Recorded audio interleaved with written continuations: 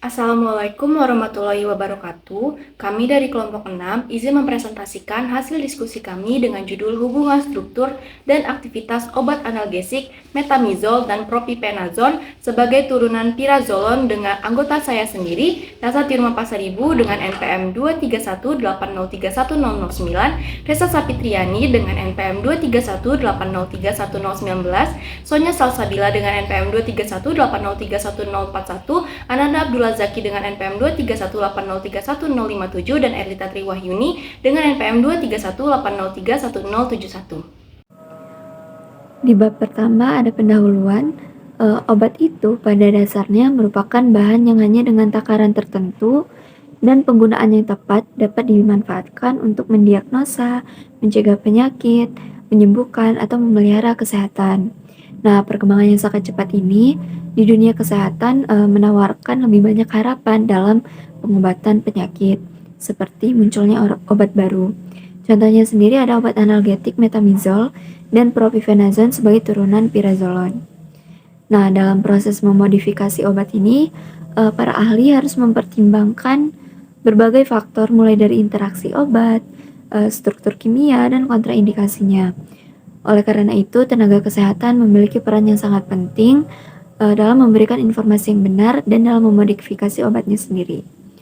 Oke, tujuan dari video ini adalah untuk menganalisis hubungan struktur dan aktivitas obat analgetik turunan pirazolon antara metamizol dan propipenazon. Selanjutnya, pengertian pirazolon sendiri merupakan cincin laktam beranggota 5 yang mengandung 2 atom nitrogen dan 1 gugus keton. Struktur 3 pirazolon dan 5 pirazolon merupakan kelas yang paling dominan yang memiliki arti penting dalam industri farmasi karena bioaktivitasnya. Senyawa dengan inti pirazolon telah terbukti memiliki berbagai aktivitas biologis seperti penenang, relaksan otot, psikoanalgetik, antikonvulsan, antihipertensi, dan antidepresan. Selain itu, turunan pirazolon memiliki potensi farmakologi yang luas, termasuk sebagai agen antitumor, antibakteri, anti jamur, antivirus, antiparasit, antituberkulosis, dan insektisida. Beberapa turunan pirazolon yang dapat berada di pasaran ada antipirin, aminofenazon, propipenazon, metamizol, penilbutazon, dan edarafon.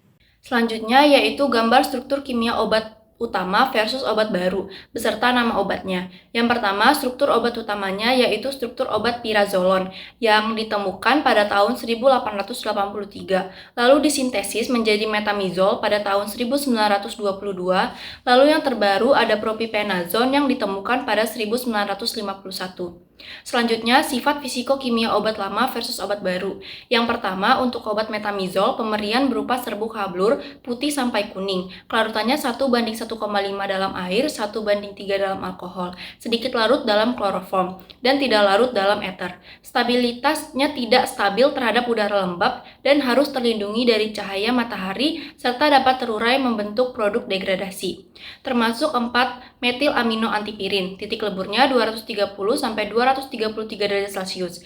pH-nya bersifat netral hingga sedikit basah. Higroskopisitasnya sedikit higroskopis, menyerap air dari udara lembab. Kemudian untuk propipenazon, pemberiannya berupa serbuk kristal putih hingga kekuningan, larut dalam air panas, larut dalam alkohol, kloroform, dan ether. Stabilitasnya stabil pada suhu ruang bila disimpan dalam kondisi kering dan terlindungi dari cahaya, dan dapat terurai jika terpapar cahaya atau kelembapan dalam jangka waktu lama. Titik leburnya 92-96 derajat Celcius, pH-nya netral hingga sedikit asam dalam larutan berair. Higroskopisitasnya sedikit higroskopis. Berikutnya adalah indikasi obat lama dan obat baru yang dikembangkan, yaitu metamizol sebagai obat lama dan propipenazon sebagai obat baru. Metamizol sendiri indikasi utamanya adalah dari sedang hingga berat. Itu ada nyeri kastrasi, nyeri kolik, nyeri akut. Yang selanjutnya adalah dehidrasi diatasi. Metamizol itu kan kayak efektif untuk menurunkan demam pada pasien yang tidak merespon antibiotik lain, kayak paracetamol atau ibuprofen. Lalu ada nyeri disertai kejang otot. Nah, karena dia itu punya efek spasmodik. Metanisol itu sering digunakan pada kondisi nyeri yang melibatkan kejang otot polos, kayak kejang menstruasi parah atau nyeri akibat obstruksi saluran kemih. Nah, metanisol itu ada pilihannya. Pilihannya itu dia bisa memberikan efek analgesik sama antispasmodiknya gitu. Tapi dia itu punya keterbatasan, yaitu dilarang di beberapa negara karena risiko agranulositosis. Nah, yang berikutnya adalah propiconazole. Nah, indikasi utamanya itu nyeri ringan hingga sedang gitu. Nyeri ringan hingga sedang itu ada sakit kepala, nyeri otot dan sendi, sakit gigi, sama nyeri menstruasi, dan dia juga dia itu bisa digunakan untuk kombinasi dengan paracetamol, dengan kafein, dengan antihistamin, dan itu juga memiliki keunggulan.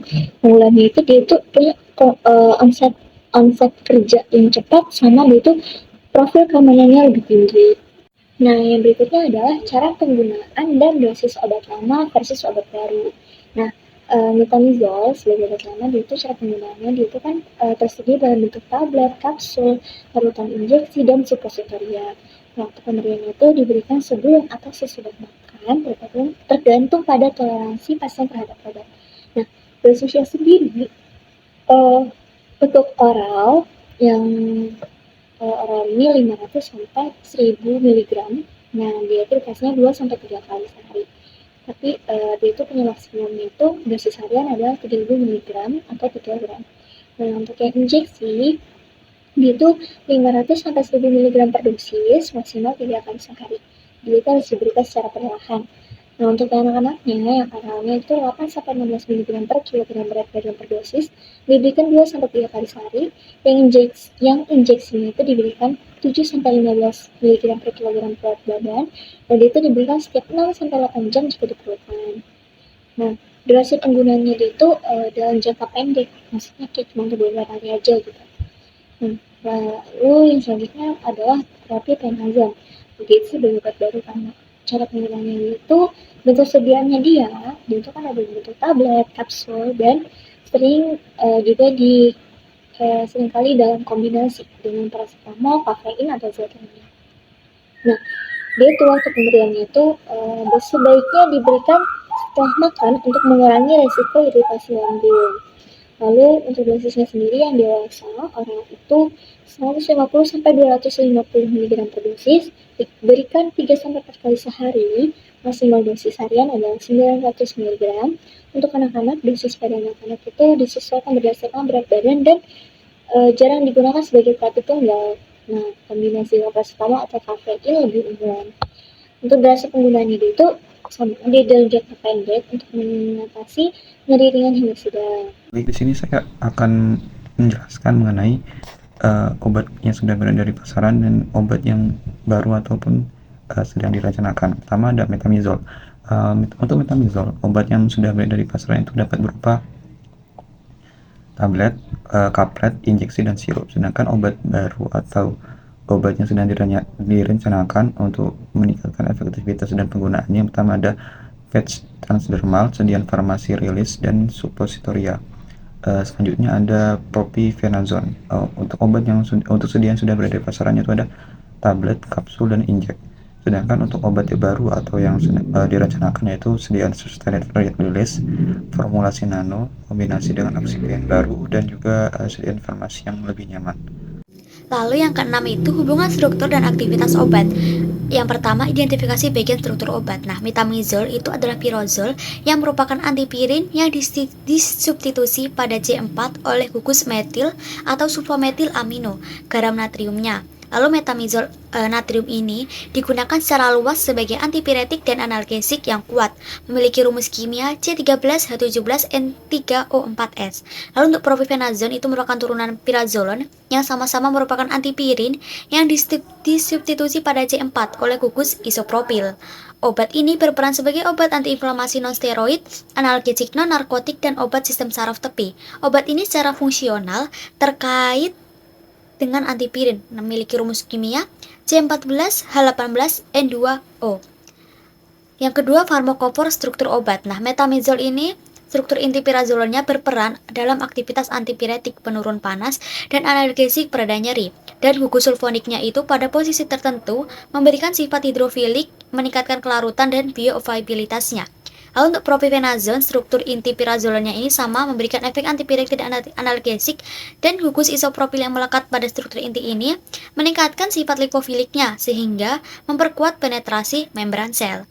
Lalu yang ketiga adalah gugus fungsi yang mengalami perubahan. Untuk metamizol sendiri, pada struktur metamizol yaitu adanya penambahan gugus fungsi yaitu gugus metil amino NHCH3 yang terletak pada inti metamizol.